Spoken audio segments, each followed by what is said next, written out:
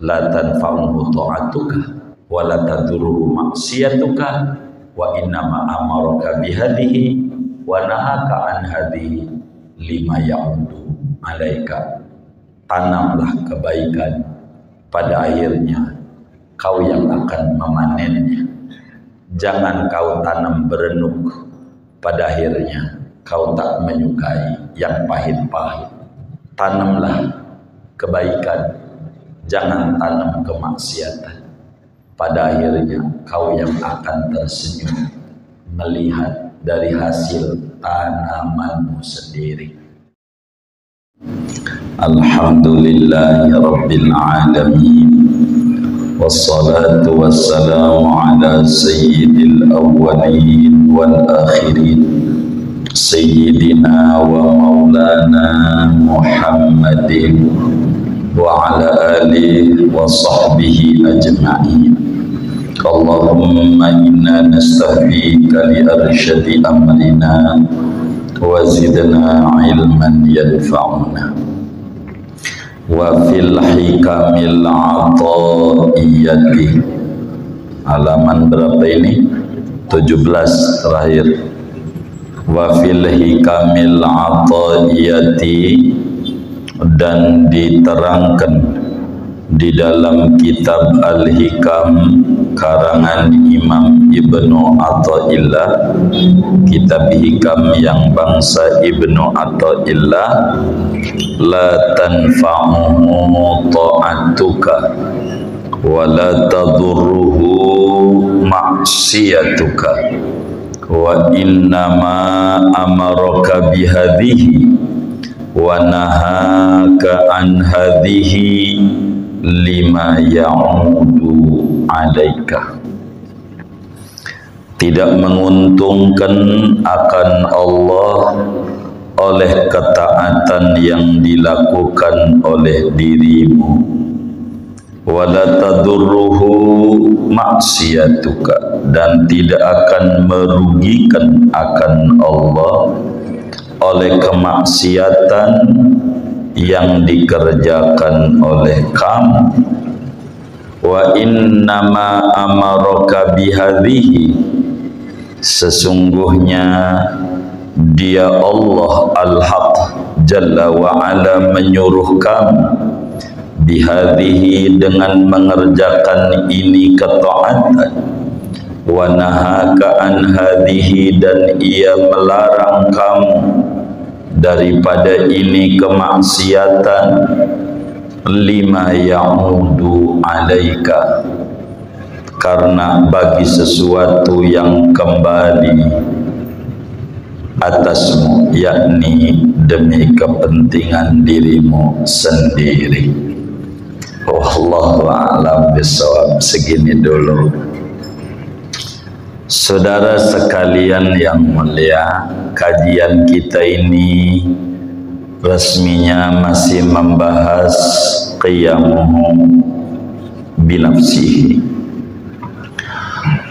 bahwa Allah Subhanahu wa ta'ala itu zat yang berdiri sendiri. Artinya berdiri sendiri,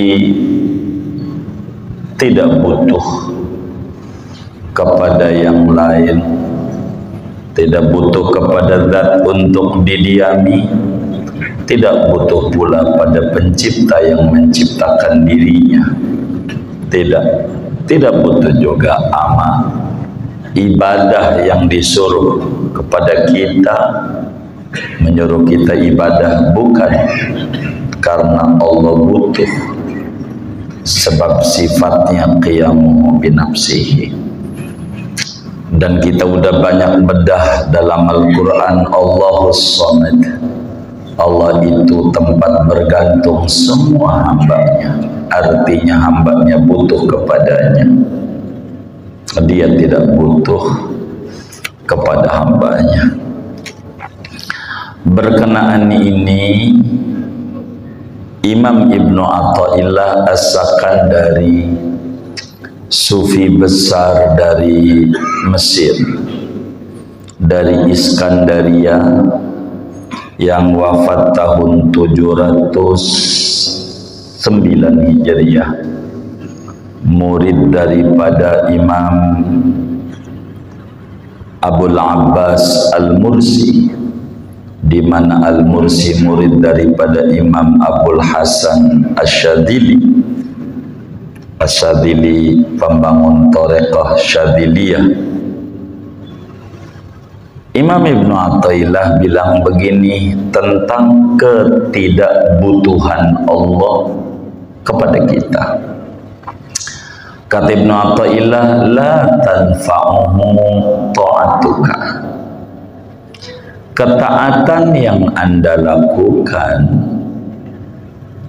tidak bermanfaat buat Allah, tidak menguntungkan Allah. Anda terus gemar berbuat taat, tidak membuat Tuhan jadi GR, jadi tambah tinggi dengan Anda taat. Itu tidak. Demikian pula wala tadurruhu maksiyatuka.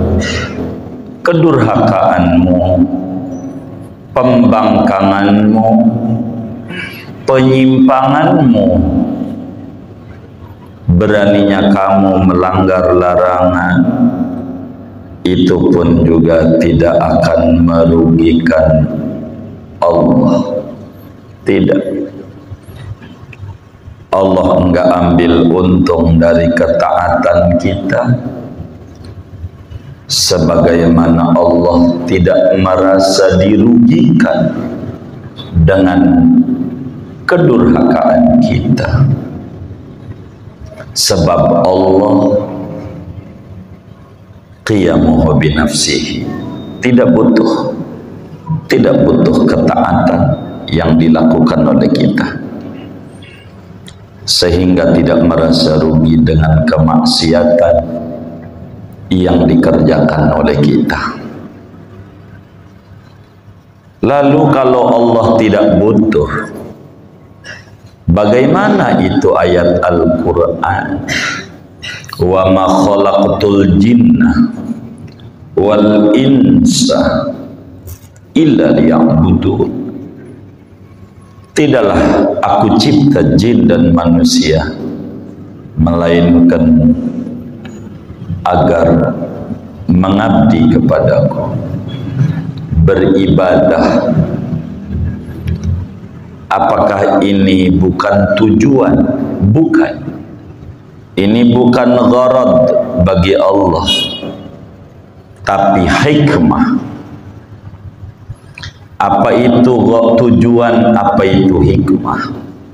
Kalau tujuan perintah yang disuruh, keuntungannya bagi yang nyuruh, namanya tujuan. Perusahaan nyekolahin kita, suruh kita mengikuti seminar, suruh kita mengikuti pelatihan, nyuruh kita kepentingannya supaya perusahaannya naik, supaya perusahaannya terus berkembang pesat. Ada kepentingan, ini namanya gharad atau tujuan. Akan tetapi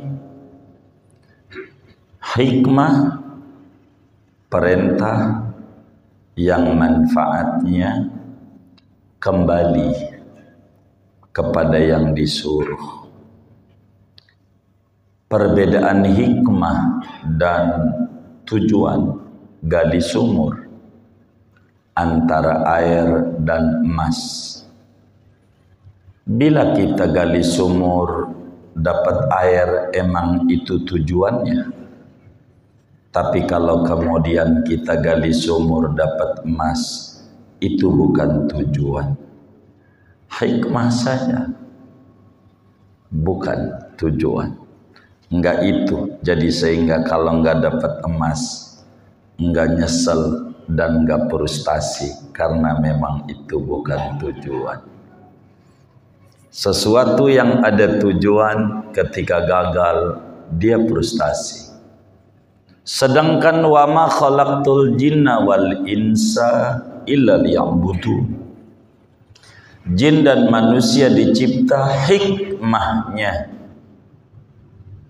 agar beribadah kepada Allah.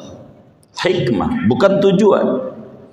Kalau tujuan penciptaan itu adalah ibadah, maka pastikan yang kagak ibadah itu bukan ciptaan, bukan ciptaan.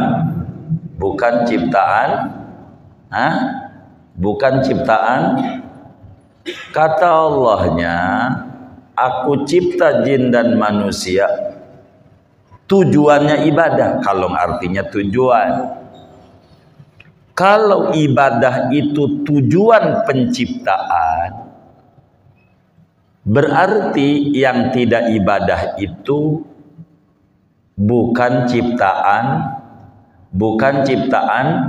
Allah. Lalu ciptaan siapa? Begitu. Segalanya ciptaan Allah. Hikmah daripada diciptakan, dia mencari siapa yang nyiptakan, untuk apa dia dicipta. Ini namanya hikmah.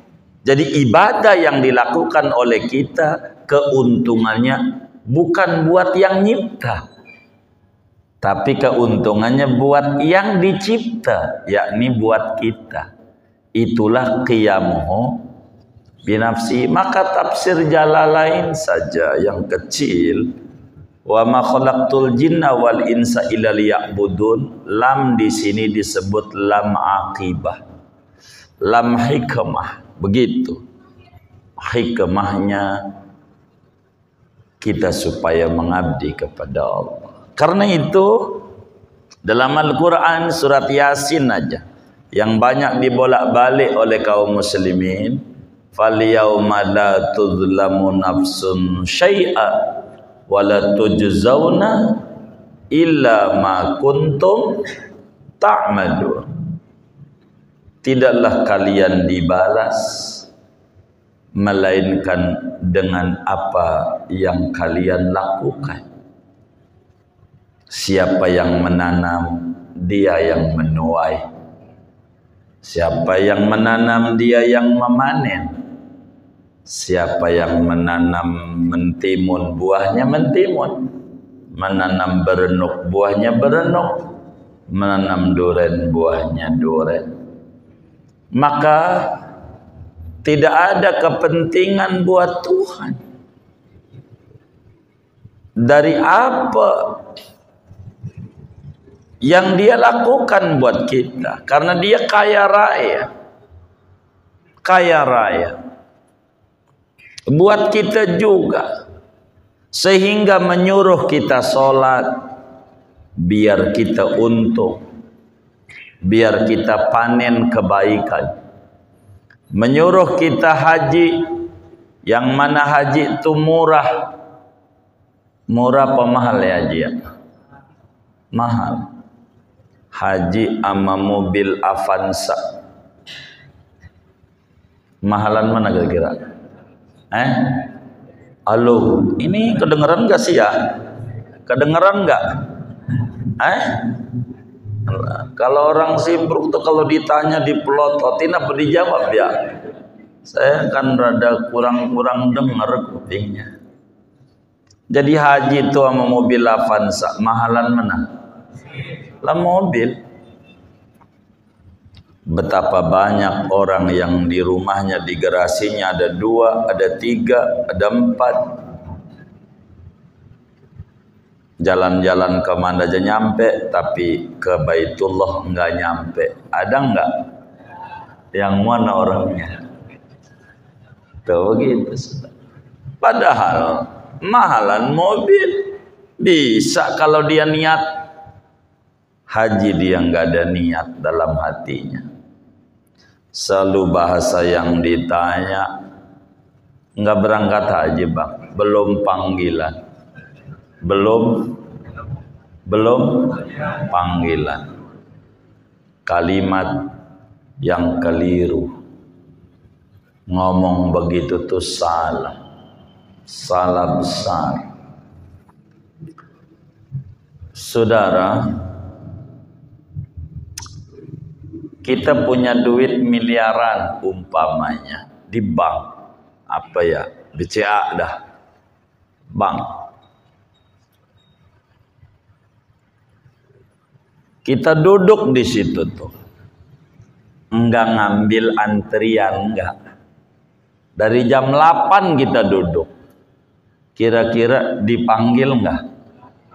Panggil enggak? Hah? Duit kita miliaran, dipanggil enggak? Kenapa? Kenapa? Hah? Enggak ngambil antrian. Ngambil antrian. Kita duitnya kagak ada. Di BCA-nya tuh kagak ada. Duduk di situ. Dari pagi sampai sore. Dipanggil enggak? Kagak juga. Gitu. Enggak ada antriannya. Tuh yang lagi ada duit. Enggak dipanggil. Karena apa enggak dipanggil?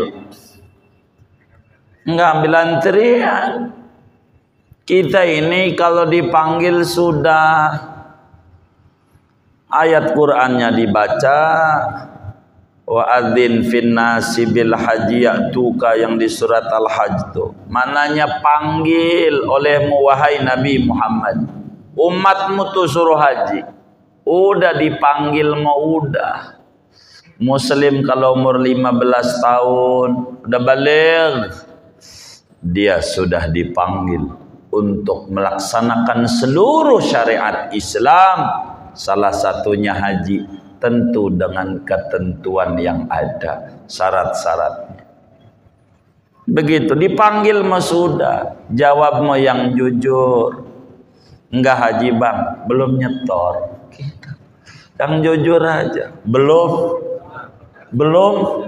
iya belum nyetor, gimana mau dipanggil? Wong ente kagak ngambil antrian. Nyetor kagak. Begitu. Dipanggil mah sudah. Yang belum nyetornya. Tuhan dijanjiin mulu. Pokoknya kalau proyek ini goal mau haji, nambah kontrakan lagi. Ada nggak yang kayak begitu tuh? Yang mana orangnya nih? Tuh begitu saudara. Kurban, bentuk ketaatan kepada Allah. Murah-murah kurban. Mana ada kurban mahal? Kambing dah sama motor NMAX. Mahalan mana? Mahalan mana?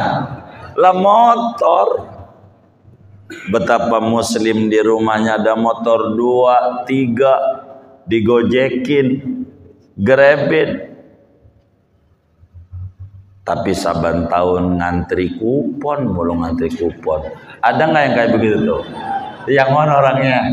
Tuh, begitu saudara. Kenapa motor bisa 2, 3? Niat. Kalau niat selalu ada jalan dari Allah. Niat. Jangankan motor, kambing sama handphone Samsung S7.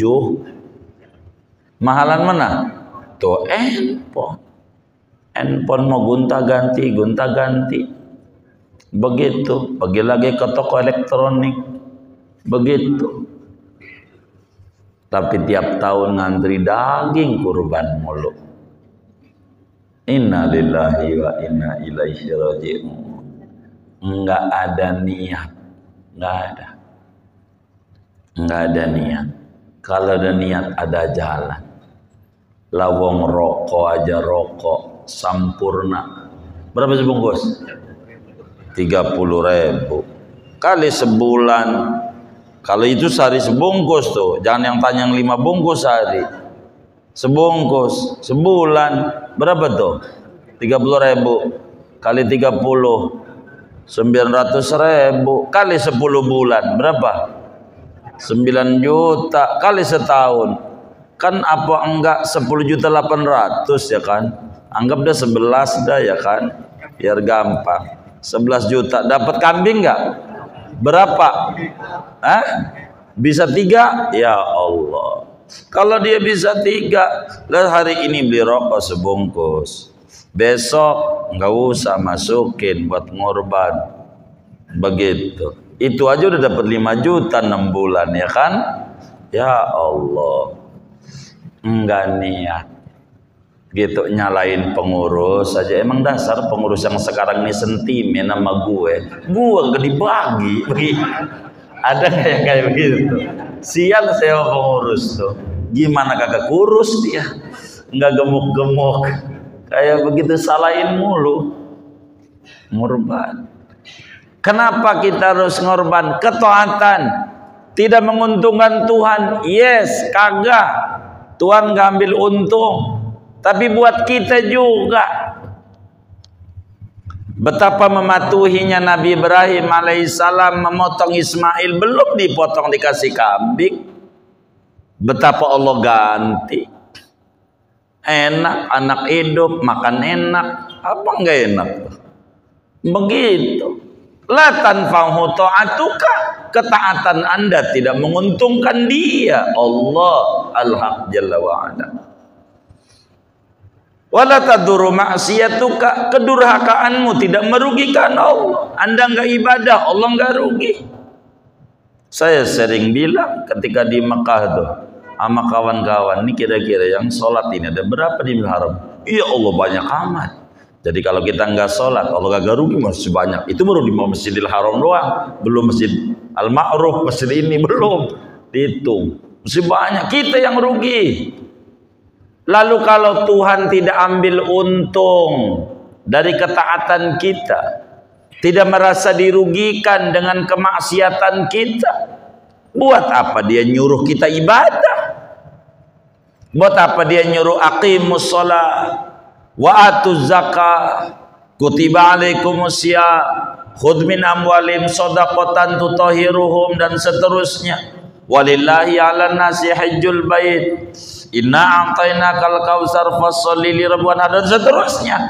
Buat apa dia nyuruh kita ibadah? Buat apa larang kita ibadah? Wa innama amaraka bihadihi wa nahaka an hadihi lima yamudu alaika.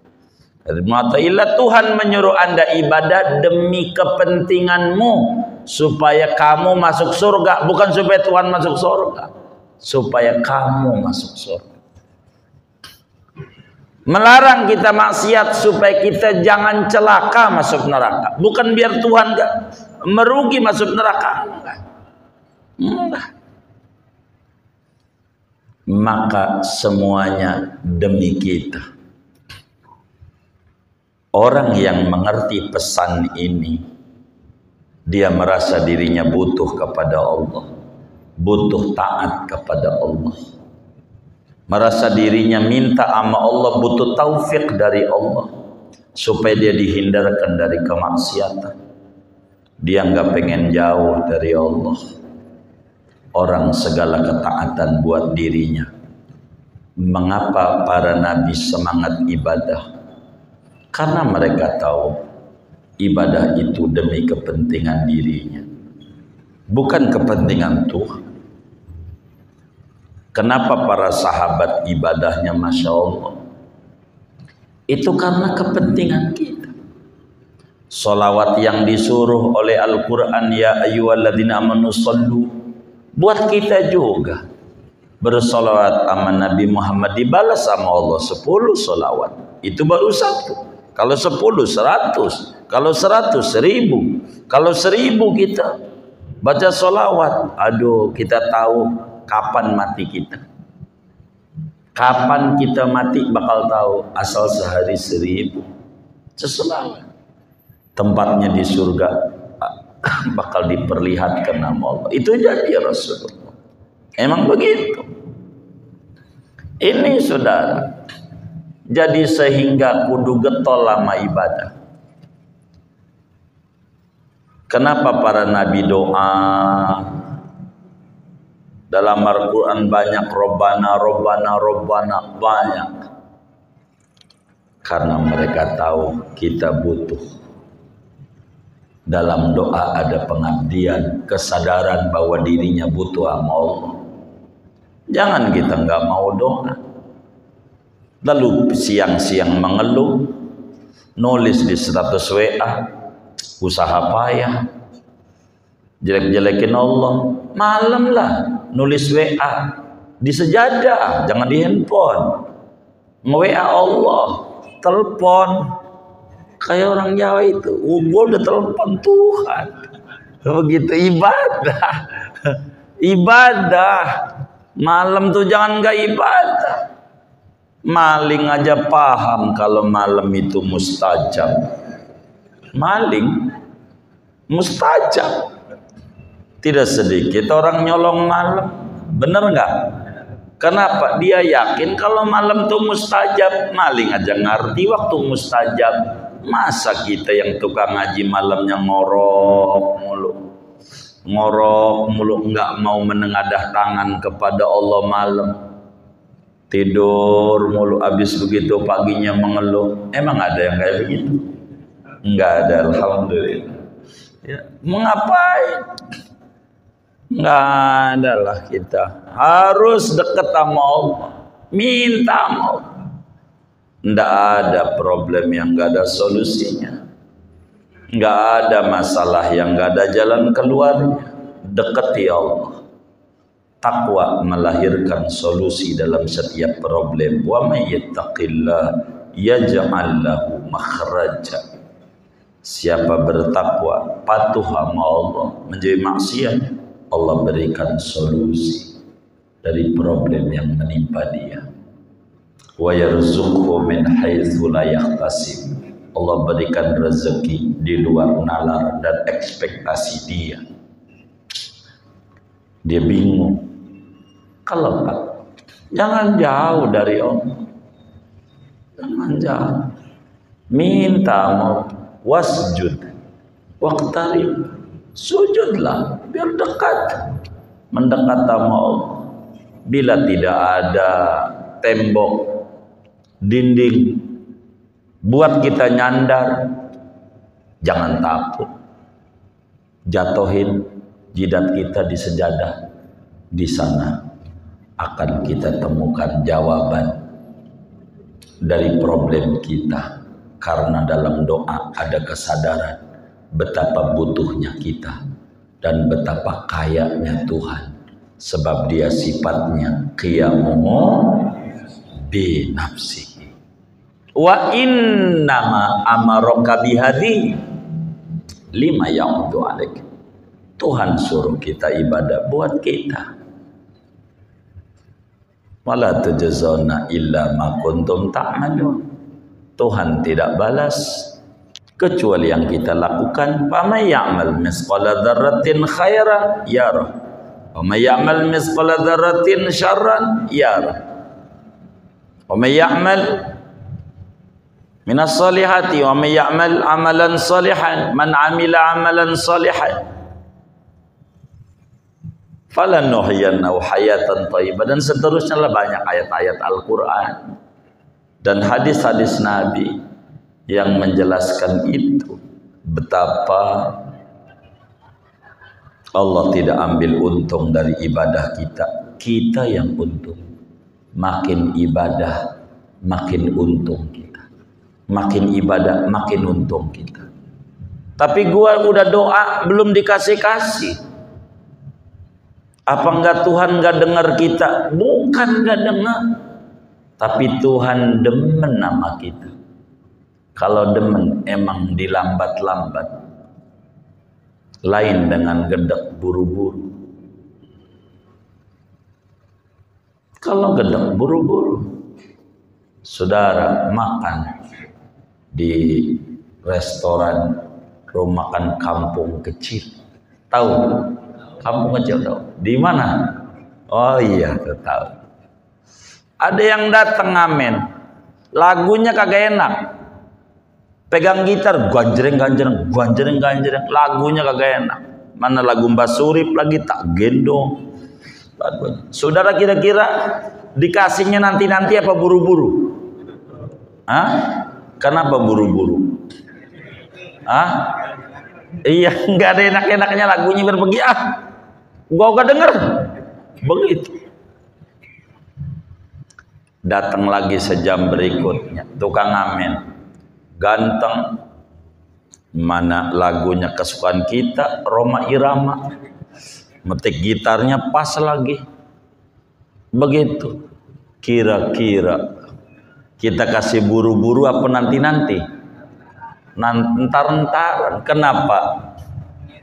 Biar demen, karena kita demen. Entar sampai 2, 3 lagu, 4 diterus saja, karena kita asik. Tuhan begitu, kalau rintihannya menarik di mata Tuhan, biar dia tambah.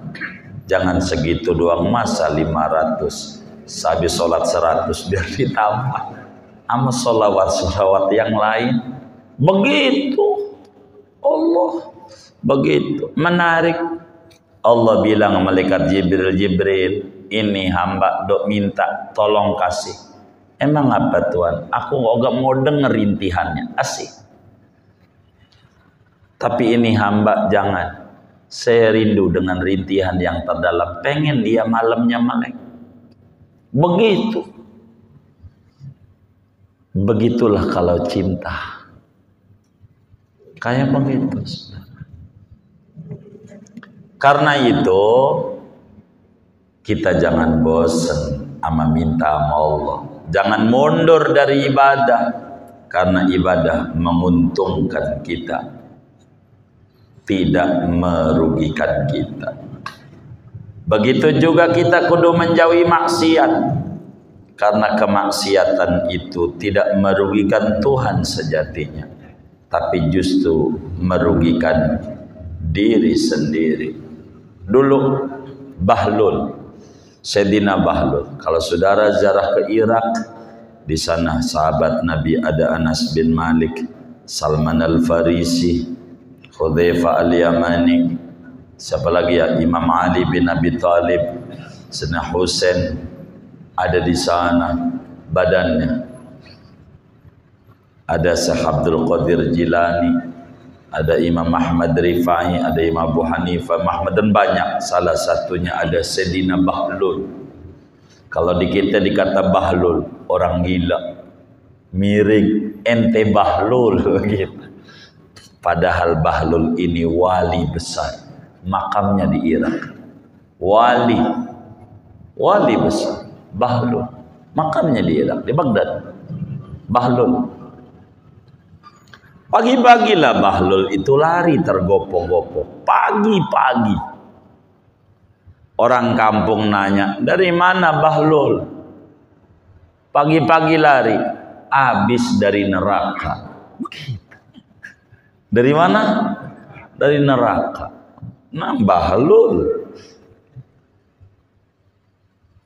Ngapain ente ke neraka? Maranin malaikat Malik. Begitu. Mau ngapain ke neraka malaikat Malik? Mau nyari api. Pengen ngopi. Enggak ada gasnya. Enggak ada korek. Saya pengen ngambil api ke neraka. Kata Bahlul. Terus ora dapat. Kagak dapat. Emang apa? Di neraka nggak ada api. Kata Bahlul. Nggak ada api. Kata neraka itu api. Nggak ada. Anak udah dari neraka. Nanya sama malaikat Malik. Kagak ada api. Lah orang kalau di neraka dibakar, itu dia apinya bawa masing-masing. Kalau dia nggak sholat, ya bikin api. Yang benar juga. Emang apinya bikinan dia. Waquduhan nas wal hijar. Bahan bakarnya manusia yang berdosa. Dia.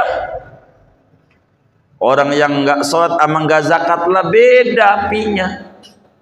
Bikinnya dua dia yang ngatur. Jadi nggak bakalan terganggu dengan api yang lain. masing-masing bikin api sendiri. Kedurhakaan Anda merugikan Anda, tidak merugikan Tuhan. Begitu kata Bahlul. Ini mau omongan bener. Emang juga Bahlul wali, bukan orang gila. Bagi ngomongnya tuh begitu. Bahlul. Saudara, yakini Allah itu qiyamuhu binafsihi, tidak butuh. Sehingga kita lah yang butuh sama ketaatan. Kita butuh banyakin ibadah.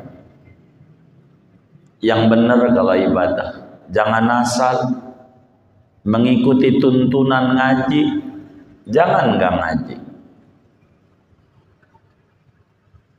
Ngurban begitu, jangan sampai kambingnya waktu dipotong bunyinya nyari apa? Nyari emaknya, berarti kambing apa? Anakan, begitu. Yang benar lah. Tanya sama guru-gurunya, aturan ngurban bagaimana? Jangan sampai perasaan kita ngurban padahal tidak ada nilai apa-apa di mata Allah gara-gara nggak ada ilmunya. Syarat-syarat hewannya begitu, saudara. Wa innama amaraka bihadihi, Tuhan suruh kita sholat, Tuhan suruh yang sudah mencapai senisab berzakat, Tuhan suruh haji bagi yang mampu. Itu demi kepentingan kita, bukan demi kepentingan Tuhan. Sebab innallaha laghaniyun 'anil 'alamin. Allah itu maha kaya, tidak butuh daripada ibadah-ibadah hambanya. Jadi ibadah ini buat kita, bukan buat orang lain. Orang yang mengerti pesan ini, dia akan muncul semangat ibadah untuk dirinya. Coba sholawat sama Rasulullah. Man shalla alayya salatan wahidah sallallahu biha alaihi asyara. Siapa baca sholawat sekali, Allah balas 10 kali. Maknanya kita ngasih beras seliter dikasih 10 liter.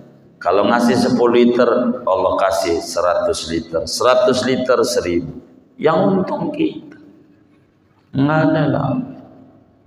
Maka kita kudu semangat ibadah dengan keterbatasan yang ada. Nggak apa-apa. Kudu semangat ibadah. Jangan kita tidak semangat ibadah. Sehingga saudara, manusia yang paham pesan ini, percaya dalam dirinya dia butuh ama ibadah, tidak akan jemu dari ibadah,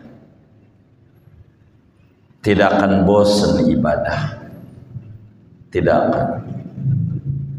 Kenapa? Karena ibadah bukan buat Tuhan, tapi buat dirinya.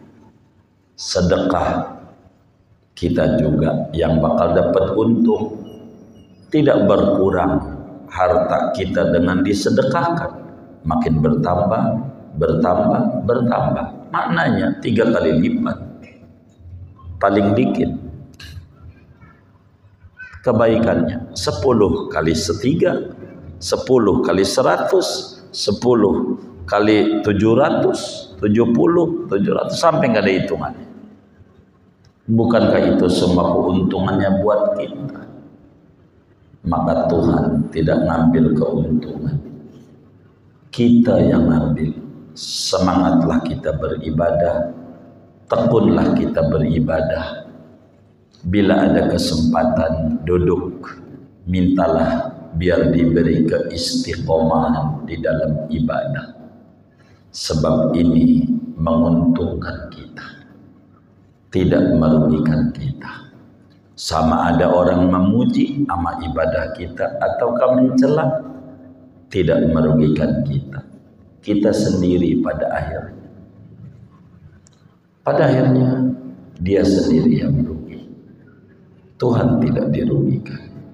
Maka semangatlah ibadah, jauhi maksiat, dari sana sa'adah abadiyah, falanuhyiyannahu hayatan thayyibah, diberi kehidupan yang sangat luar biasa oleh Allah daripada ketaatan yang dilakukan. Ini yang paling penting bagi kita bersama. Semangat beribadah, jangan kendur kita ibadah, dan ibadah banyak ragamnya, ibadah banyak macamnya, tidak terpaku dengan satu bentuk ibadah. Bagi yang mampu, ya hajilah. Bagi yang gak mampu ke Mekah kurban, itu juga ibadah. Yang gak mampu kurban sama kambing, latihan pakai ayam, motong ayam, niatin kurban, tinggal ngomong sama Allah, ya Rob, ini baru kelas latihan, beri saya kemampuan tahun depan biar kelas sesuai syariat.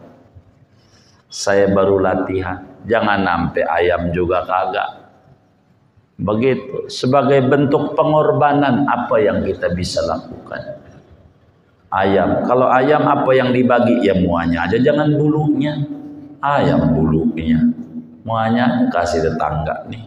Beli ayam hidup, potong, latihan. Biar kita membuang sifat kebinatangan yang ada pada diri kita. Ngurbanlah kita, berkah dan berkah, karena di sana ada ketaatan dan ada kepentingan buat kita. Lihat aja, rasakan teman-teman kita yang udah ngurban. Kalau bahasa Betawinya enggak dokoh amat ketika Idul Adha, biasa aja. Kenapa biasa aja? Karena sifat kebinatangannya telah dipotong. Lihat yang enggak pernah ngurban, ya Allah, kayak begitu rebutannya, kayak begitu. Karena itu ngurbanlah, di sana ada banyak keuntungan buat kita, bukan buat Tuhan. Inilah la tanfa'uhu ta'atuka wa la tadurruhu maksiyatuka wa innama amaraka bihadihi wa nahaka an hadihi lima ya'udu alaika. Tanamlah kebaikan, pada akhirnya kau yang akan memanennya. Jangan kau tanam berenuk, pada akhirnya kau tak menyukai yang pahit-pahit. Tanamlah kebaikan, jangan tanam kemaksiatan. Pada akhirnya kau yang akan tersenyum melihat dari hasil tanamanmu sendiri, bukan tanaman orang lain. Bini kita ngorban, jangan kita enggak ngorban. Kan udah bini, itu buat kuburan dia. Yang terang dia, kecuali kita nanti numpang kuburannya sama dia. Kan kagak, kuburannya masing-masing. Begitulah ibadah. Jangan ngandelin bapak kita kiai. Jangan ngandelin bapak kita kaya, kita berkarya aja. Sebab kekayaan bapak kita kalau dia mati bakal dibagi-bagi, senceret juga kita dapatnya. Kita harus ibadah, berkarya dan berkarya. Karena inilah yang akhirnya dinilai oleh Allah Subhanahu wa taala. Mudah-mudahan Allah beri taufik dan hidayah kepada kita bersama, sehingga kita bisa mengakses cahaya dari pesan Imam Ibn Athaillah ini dalam kaitan kajian sifat Allah, qiyamuhu binafsi. Allah selamatkan kita di dunia dan di akhirat. Amin ya rabbal alamin. Segini aja lah. Ngaji kita nggak mau banyak-banyak. Moga segini dapat dimengerti dan dapat dipahami. Ada yang ditanya mungkin dari materi ini atau di luarnya, sebelum doa dipersilakan. Allah alam.